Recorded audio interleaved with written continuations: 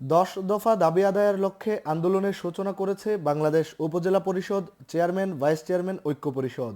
সোমবার সিলেটের একটি হোটেলে আয়োজিত সভায় সারা দেশ থেকে আসা উপজেলা চেয়ারম্যান ভাইস চেয়ারম্যানরা সরকারের প্রতি হুঁশিয়ারি দিয়ে বলেন, অনতিবিলম্বে দাবি না মানলে দেশব্যাপী দুর্বার আন্দোলন গড়ে তুলবেন তারা। হাজার হাজার কোটি টাকা নষ্ট করে দেশটাকে অস্থিতিশীল করে এবং আমলাতন্ত্র আর এমপি তন্ত্র কায়েম করছে। এইটা একটি অরাজকতা, এইটা একটি নৈরাজ্য, এইটা দেশটা ছারখার হয়ে যাবে। এই সরকার যতক্ষণ পর্যন্ত উপজেলা চেয়ারম্যানদের বা চেয়ারম্যানের ক্ষমতা না করবে অতক্ষণ পর্যন্ত আধুনিক বাংলাদেশ করার স্বপ্ন অর্থহীন হবে, ব্যর্থ হবে।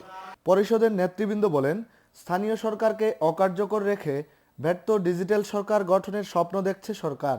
উপজেলা চেয়ারম্যান ভাইস চেয়ারম্যানদের ব্যতি রেখে এমপি মন্ত্রীদের দিয়ে উন্নয়ন কাজ করিয়ে সরকার প্রমাণ করছে তারা জনগণের প্রকৃত উন্নয়ন চায় না।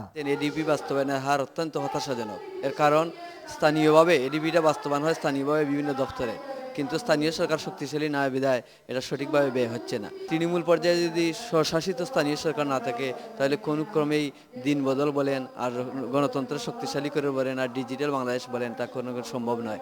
এক একজন এমপি নিজেদেরকে জমিদার হিসাবে তারা ট্রিট করছে, আমরা যেমন প্রজা হিসেবে এখনো বেঁচে আছি। এটা আদৌ সম্ভব না। এটা বইয়ে পুস্তকে লেখা যাবে, ডিজিটাল বাংলাদেশ বাস্তবতায় তার অনেক দূর উল্টো চলে যাবে। নির্বাচিত এই জনপ্রতিনিধিদের যখন জনগণের দাবি দাওয়া নিয়ে সরকারের সাথে দর কষাকষি করার কথা, ঠিক এই সময়ে তাদের করতে হচ্ছে নিজেদের অধিকারের আন্দোলন। এটা তারা কেউই চাননি, তবে অনেকেই আস্থার সাথে প্রধানমন্ত্রীর হস্তক্ষেপ কামনা করেন।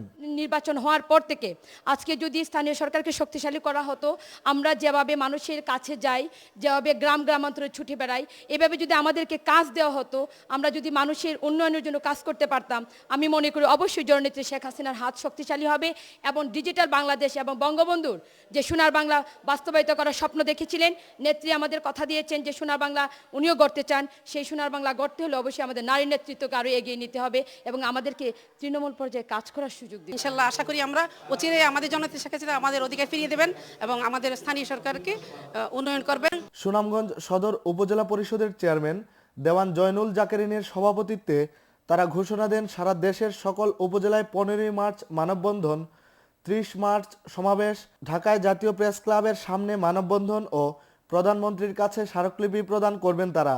একই দিন নেতৃবৃন্দ প্রধানমন্ত্রীর সাথে দেখা করে 10 দিনের আলটিমেটাম দিবেন।